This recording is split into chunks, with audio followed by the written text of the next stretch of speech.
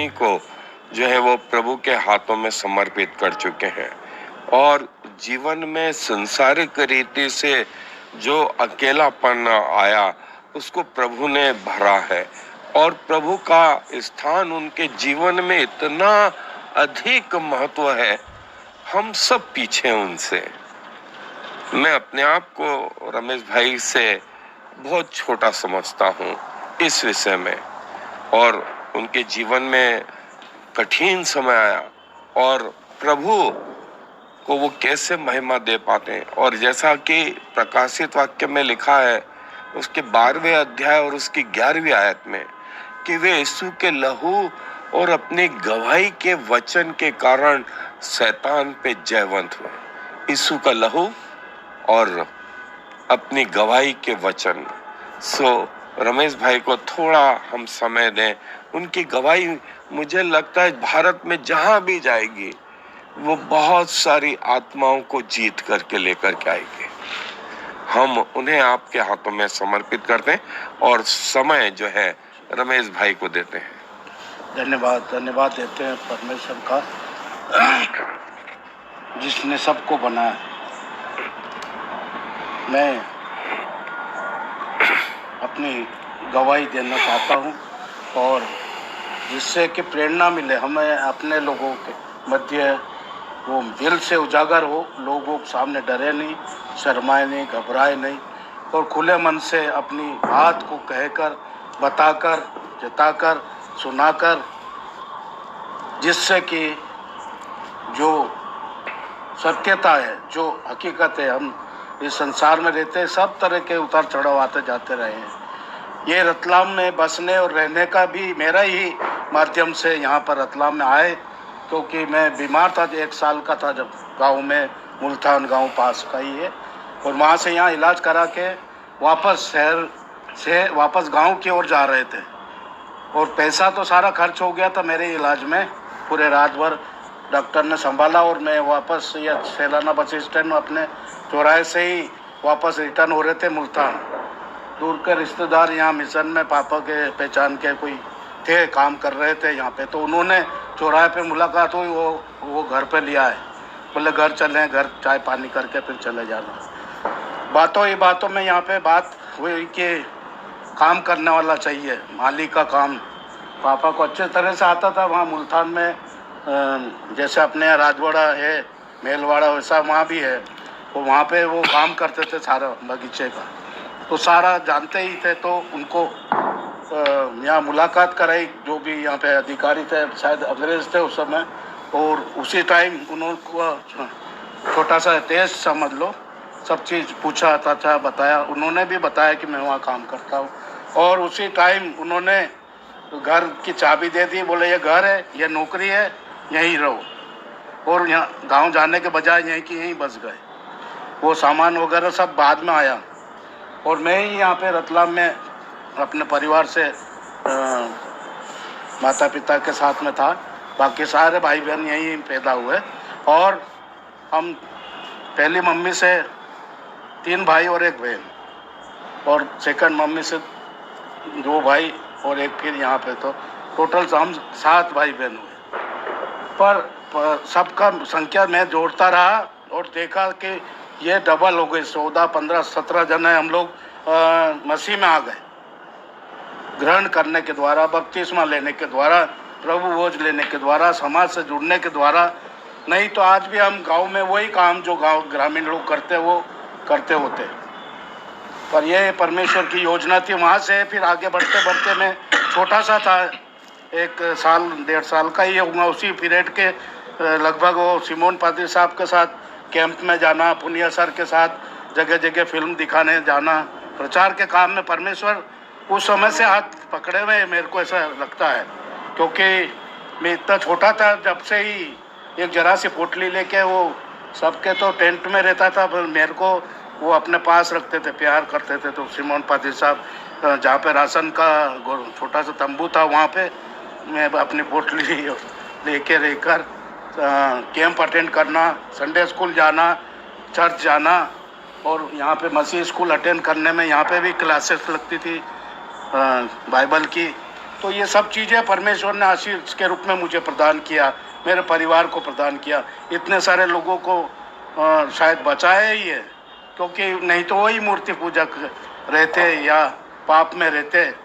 और आज बहुत खुले मन से बोलता हूँ कि मुझे बहुत अच्छा समाज दिया, परमेश्वर का राज्य में प्रवेश कराने के लिए मार्गदर्शन द्वार खोला, जिसमें हम सब प्रवेश करने पाए।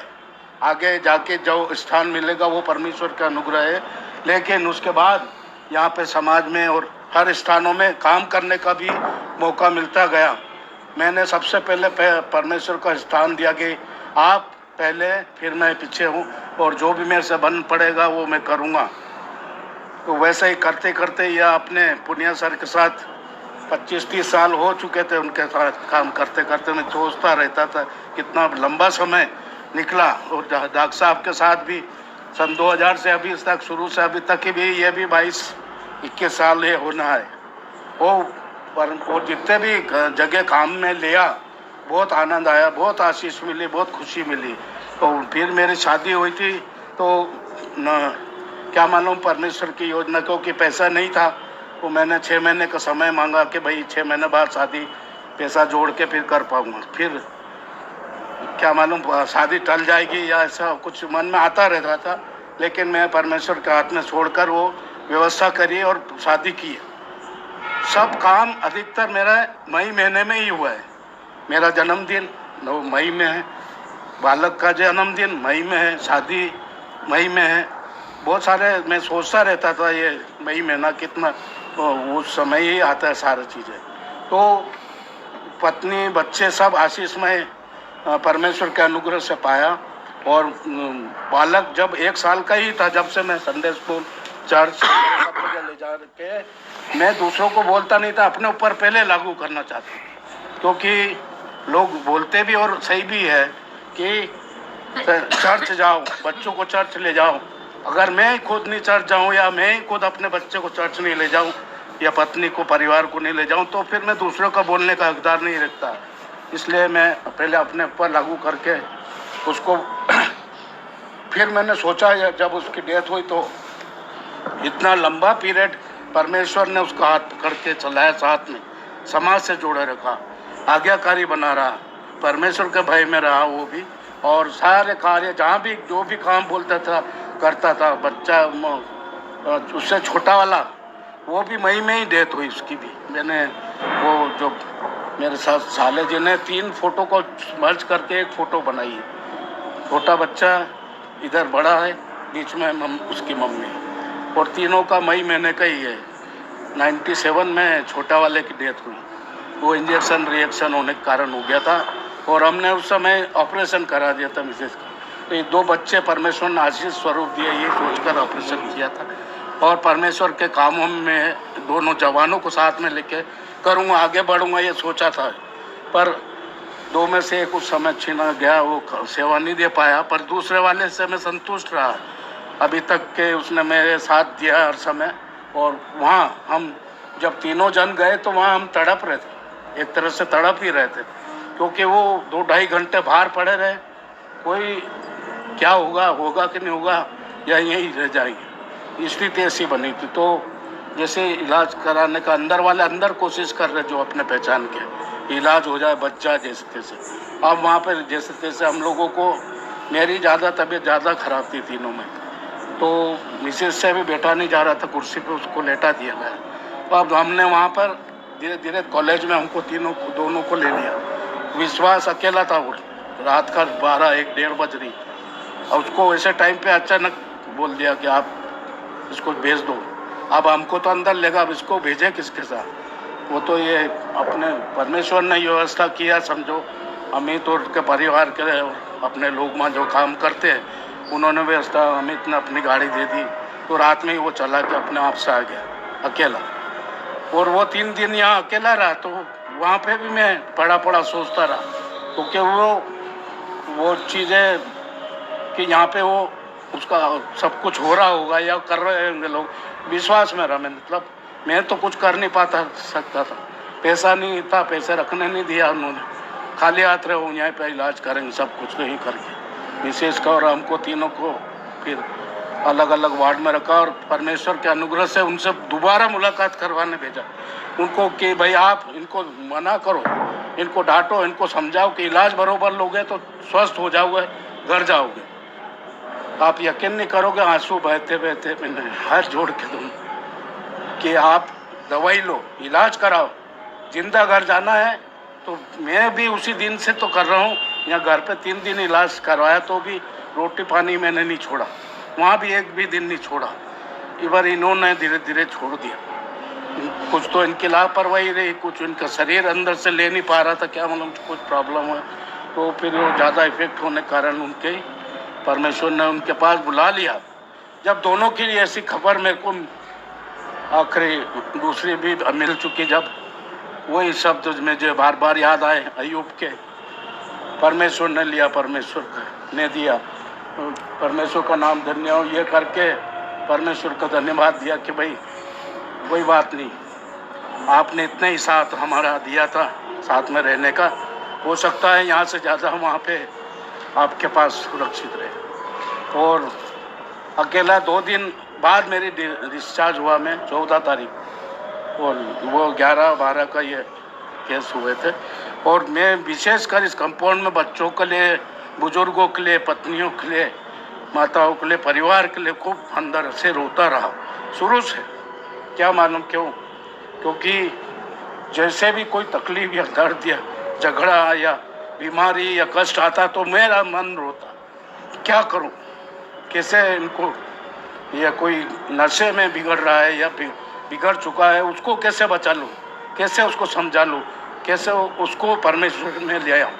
तो वो अंदर ही अंदर कचोटता रहता था और दुआ करता रहता था। फिर कोई बात नहीं, परमेश्वर कभी न कभी तो मन बदलेगा, तन बदलेगा, उनको नया जीवन देगा। और यहीं पे इसी जगह पे मैंने ये भी रिजल्ट पाया अपने भाई बहनों का, जो शादी हो चुकी, जो आज शादी हो चुकी है उनकी, और घर बसे हुए और उनके बच्चे भी हो गए।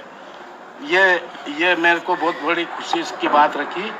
अपने प्रेम भैया के दोनों बच्चे और एल्बर्ट दादा की बच्ची, ये हमारे साथ में संडे स्कूल में भी रहे, टीचर के रूप में, सहयोगी के रूप में, और मैं वो करता रहा। साथ में मुझे बहुत सहायता मिली लोगों के जरिए से, मार्गदर्शन भी मिला। और मैंने समाज में अभी भी मैं छोड़ना चाहता हूँ, पर वो छोड़ने नहीं देते, बोले आप तो करो, हम तुम्हारे साथ हैं। संडे स्कूल मैंने छोड़ दिया था, चाबी भी दे रहा, नहीं ली, नहीं आप करो, आप, हम 5-6 टीचर, हम तुम्हारे साथ। तो वो नहीं माने और अभी भी करवा रहे, कर रहा हूँ मैं, कोई बात नहीं, परमेश्वर के क्या योजना है। और वो से जो काम दे चुके थे वो करा मैंने जब भी, और अपने यहाँ पे भी अपने इस मीटिंग को चलाने का और पुनिया सर के चलाने का बहुत आनंद अंदर से उमड़ता था। समय आ गया है, समय हो गया है, वहाँ पहुँचना है, ये करना है, सबको साथ में लेना है। और जो भी अपने घर से आएगा खाली वापस घर में नहीं जाएगा, आशीष लेके जाएगा। ये विशेष में अंदर मन में लाता था कि परमेश्वर किसी के भी जरिए से एक नमूना या उदाहरण बन जाए कि लोग चुप घर बंद करे हुए हैं, मन बंद करे हुए हैं, दरवाजे बंद करे हुए, वो अपने दरवाजे खोल के आनंद पूर्वक सपरिवार सही, क्योंकि हम मनुष्य हैं। आज हम हाथ उठवाना चाहेंगे, कौन परमेश्वर के स्वर्ग राज्य में जाना चाहता, पूरा परिवार उठाएगा आप जोश से वहाँ रहने के लिए, लेकिन वहाँ जाने के लिए कुछ करना तो पड़ेगा ना। हम करेंगे ही नहीं, दरवाज़ा खोलेंगे ही नहीं, हम आएंगे ही नहीं, बैठेंगे ही नहीं, दुआ करेंगे ही नहीं, तो कैसे मिलेगा। ऐसे मन रोता रहा, सोचता रहा, करता रहा, फिर कोई बात नहीं, आज बहुत जीवन दिया मुझे भी। अभी 58 साल का चल रहा है पीरियड, 1.5-2 साल बाद रिटायरमेंट है, मई 23 को, मई महीना ही आ रहा, वो भी देखिए रिटायरमेंट का, वो भी रिटायरमेंट का मई महीना ही आ रहा है।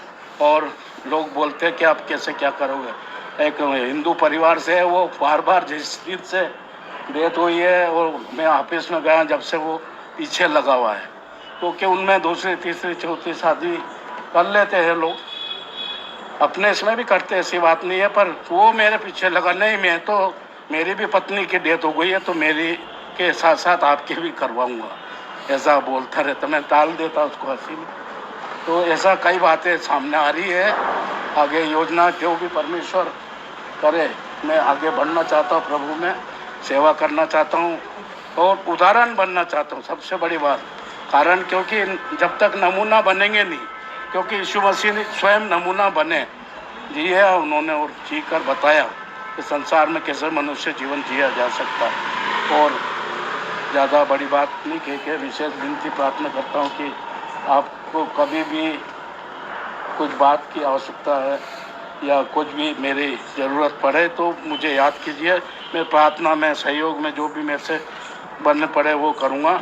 और विशेषकर बच्चों को, जवानों को हम धुतकार कर नहीं, प्रेम से, प्यार से अपने साथ चर्च में और संडे स्कूल में, ऐसी कॉटेज मीटिंगों में, हर स्थानों में जहाँ पे प्रभु का वचन बांटा जाता है, अगर वह उस स्थान पर जाना शुरू कर देंगे, बैठना शुरू कर देंगे, तो उनको आत्मिक भोजन, आत्मिक मार्गदर्शन, सारी चीज़ तो मिलेगी बिना पैसे की। कहाँ बेच, एक भी पैसा तो खर्च नहीं करना पड़ रहा है, तो वो सारी चीज़ मिलने के कारण उनका भी जीवन बचाया जा सके, ऐसा मैं चाहता हूँ। और ग्रामीण क्षेत्रों में हमने देखा, हमारी आंखें फटी रह गई किस तरह से।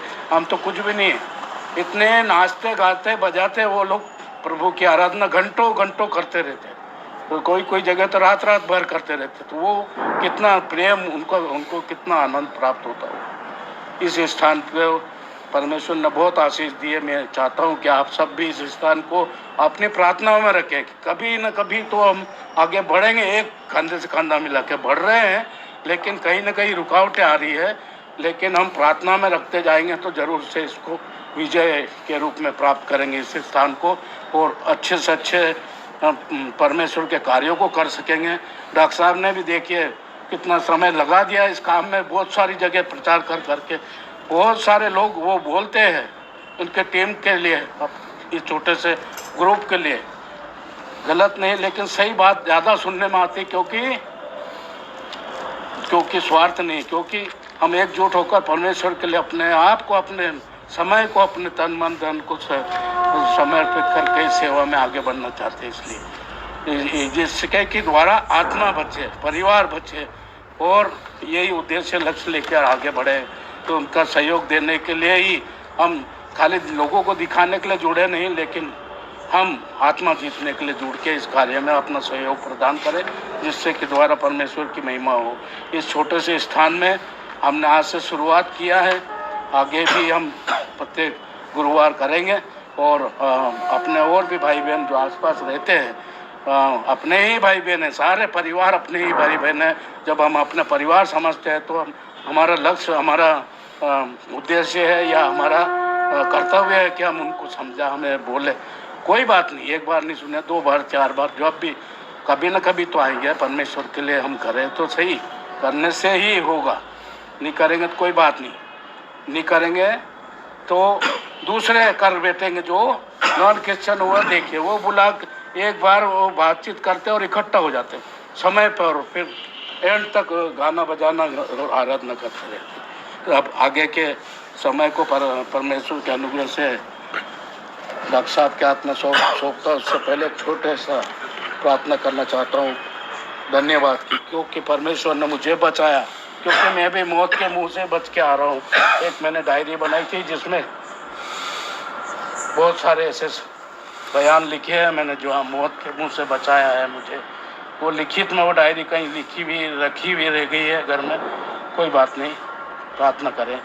धन्यवाद देते हो प्रभु, आपने गवाही देने का मौका दिया। आपने मेरे परिवार में, मेरे पत्नी को, मेरे बच्चे को, मेरे परिवार के लोगों को 7-8 जन आपके पास बुला लिए गए हैं, लेकिन हिम्मत दिया, आपने मार्गदर्शन दिया है प्रभु, दृढ़ संकल्प दिया कि आप में बने रहें, आपके मार्गों पर चलते रहें, आपके पवित्र मंदिर में जुड़े रहें, आपके पवित्र वचन से जुड़े रहें, जिससे कि प्रभु आत्मिक लाभ प्राप्त हो, आशीष प्राप्त हो, नमूना बनने में मार्गदर्शन बने हो। प्रभु जी, जितने भी परिवार हमारे यहाँ रहते हैं विभिन्न रूप से, प्रत्येक को आप संभालिए, सब परिवार सहित, क्योंकि अंतिम समय आ गया है प्रभु।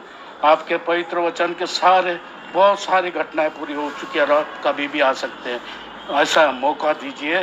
प्रभु के प्रत्येक भाई बहन, माता पिता, बच्चे, जवान, पत्नी, बच्चे, बुजुर्ग, सब प्रभु जी इस स्थान का सदुपयोग करें, क्योंकि प्रभु आत्मिक भूख और प्यास हम अपने में जगाएंगे तो ही हमारी भूख और प्यास और बढ़ती चली जाएगी। और हम ये जो भी आराधना, स्तुति, संगति, महिमा करते हैं वो केवल आप ही के लिए वो हो सके, आपके नाम को ऊंचा करने वाले हो सके। प्रभु जी फिर भी हमारे नहीं पर तो आपकी इच्छा पूरी हो। गुनाह, पाप, अपराध, गलती हमारे मन, आत्मा, शरीर से हुआ हो वो आप क्षमा कीजिए। इस छोटी सी गवाही को देने के लिए धन्यवाद देते हैं प्रभु जी कि मेरे परिवार को, मेरे जीवन को आपने आज तक आशीषित अनुग्रहित किया। फिर भी जो भी त्रुटि, जो भी गलती, गुनाह, पाप हुआ उसको क्षमा कीजिए मुझसे या मेरे परिवार से।